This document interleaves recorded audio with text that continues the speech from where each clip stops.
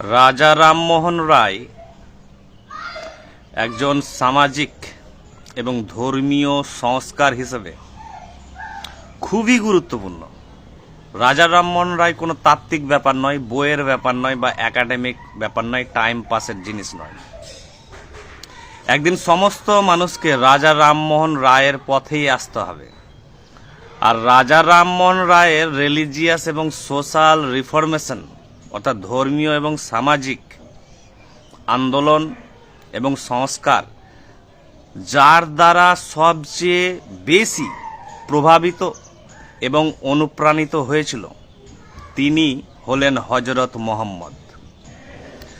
রাজা রামমোহন রায় হযরত মুহাম্মদের দ্বারা দুর্দান্তভাবে এবং গভীরভাবে কিন্তু প্রভাবিত হয়েছিলেন।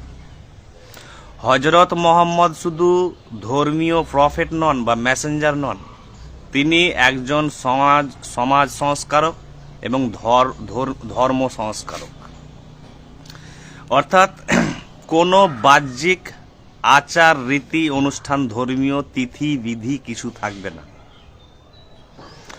পুরোপুরি একটি মনোথিজম, অর্থাৎ এক ঈশ্বরবাদ। এক ঈশ্বরবাদ বলতে কিন্তু বোঝানো হয় একটি চরম সত্তার কথা এবং সেই সত্তার প্রকাশ এই জগৎ। যে জিনিস কোনো নির্দিষ্ট ধর্মগ্রন্থে কিন্তু সীমাবদ্ধ থাকে না, সেটি একটি প্রাচীন জিনিস, যুগ যুগ ধরে চলে এসেছে এবং সেগুলো থেকেই কিন্তু ধর্মগ্রন্থের আবির্ভাব হয়েছে, সেই ট্র্যাডিশনকে ফলো করে। রাজা রামমোহন রায় সমস্ত ধর্মীয় গোঁড়ামি, মৌলবাদ, বদ্ধ ধারণা, কুসংস্কার ইত্যাদির বিরুদ্ধে কিন্তু চরম আন্দোলন করেছিলেন। আর ঠিক হযরত মুহাম্মদ সেই একই পথের লোক। অর্থাৎ ইসলামে যেমন দেখতে পাবেন না, পিওর ইসলামের কথা বলছি, এখন ইসলামকে কেন্দ্র করে হাজারো ব্রাঞ্চের শাখা পোশাখা আবির্ভাব হয়েছে। পিওর ইসলামকে যদি দেখেন তাহলে দেখতে পাবেন যে পিওর মনোথিজমের কথা বলা হচ্ছে। তেমনটাই রাজা রামমোহনের যে নীতি, দার্শনিক এবং ধর্মীয়, সেটি হচ্ছে সম্পূর্ণ পিওর মনোথিজম, ব্রাহ্ম সমাজ। তার দ্বারা রবীন্দ্রনাথ ঠাকুর থেকে শুরু করে হাজারো ব্যক্তিত্বরা কিন্তু প্রভাবিত এবং অনুপ্রাণিত হয়েছিলেন পরবর্তী যুগে এবং এখনো হচ্ছে। রাজা রামমোহন রায় হচ্ছে উপনিষদের একজন ঋষি বলতে পারেন, বা চিন্তাবিদ বা দার্শনিক। রাজা রামমোহন রায়কে বাঙালিরা জানেন না, তাই তো বাঙালিদের মধ্যে অসংখ্য মানুষ ধর্মীয় তিথি বিধি নিয়ে, আচার রীতি অনুষ্ঠান নিয়ে ব্যস্ত, যেগুলো সমস্ত কিছুর বিরুদ্ধে ছিল কিন্তু রাজা রামমোহন রায় এবং হযরত মুহাম্মদ। তাই কোনো ব্যক্তি যদি প্রকৃতই ধর্মগ্রন্থ পড়েন, তারা ধর্মগ্রন্থ পড়েন না, শুনে শুনে এই সেই প্রচার, ফেসবুক, সমাজ মাধ্যম দেখে জাস্ট অনুমান করার চেষ্টা করে যে এটা সেটা।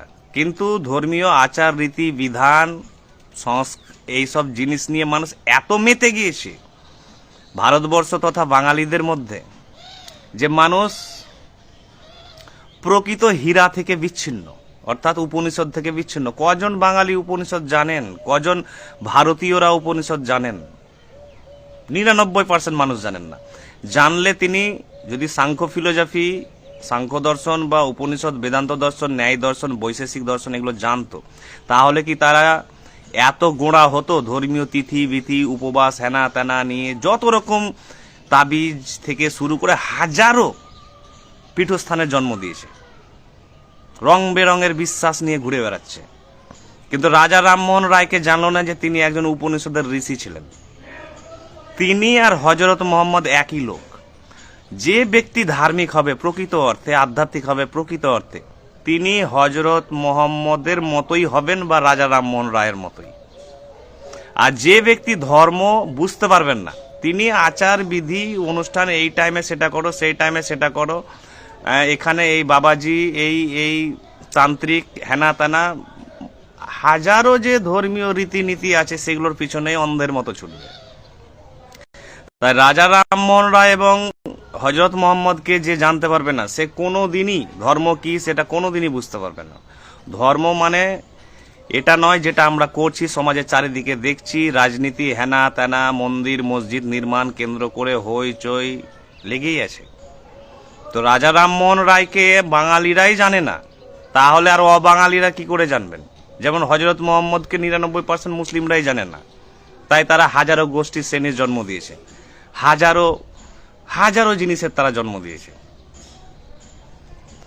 ইসলাম বর্তমানে ভারতবর্ষ তথা বাইরে যেভাবে চর্চিত হচ্ছে, আলোচিত হচ্ছে, তার সাথে মূল কোরআন, যে আমি একাধিক ভিডিওতে আলোচনা করেছি যে কোরআন জিনিসটা কি, কোরআন আর উপনিষদ বেদ একই জিনিস। কবে আমি বুঝবো? যখন আমি ডিপলি গবেষণা করব, পড়াশোনা করব, অন্বেষণ করব, মনন করব, ধ্যান করব, তাছাড়া তো আমি বুঝতে পারবো না। তো এইরকম সময় দিয়ে কজন লোক পড়েছে? 99% লোক পড়েনি। শুনে শুনে আমারই অসংখ্য মুসলিম বন্ধুরা আছেন যারা কোরআন পড়েইনি, অথচ শিক্ষিত, অথচ ধর্ম নিয়ে আলোচনা করে, তর্ক করে, অথচ কোরআন কিন্তু পড়েনি। আর পড়লেও সেই ওপর ভাষা। হাজারো যে কোরআনের ওপরে ক্লাসিক্যাল এবং মডার্ন যে স্কলারশিপ এসছে, রিসার্চ হচ্ছে, কেউ পড়েনি। তেমনটাই হচ্ছে হিন্দুদেরও দশা। আমার অসংখ্য হিন্দু বন্ধু আছে, কেউ পড়েনি উপনিষদ। মানে 99% মানুষই হিন্দুরা বা বাঙালিরা উপনিষদ পড়েনি। বেদ তো দূরেই বাদ দিলাম, বেদ কজনের বাড়িতে আছে? 99% হিন্দুদের বাড়িতে বেদ নেই।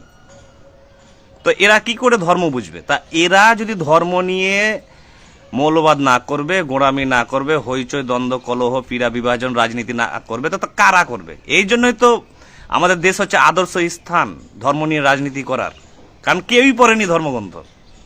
মানে 99% লোক পড়েইনি, তাই এদেরকে খুব ভুল বোঝানো, মিসগাইড করা, রাজনীতির নামে বিভাজিত করা খুবই সহজ। এটাই চলছে। যেদিন মানুষ রাজা রামমোহন রায় এবং হজরত মোহাম্মদের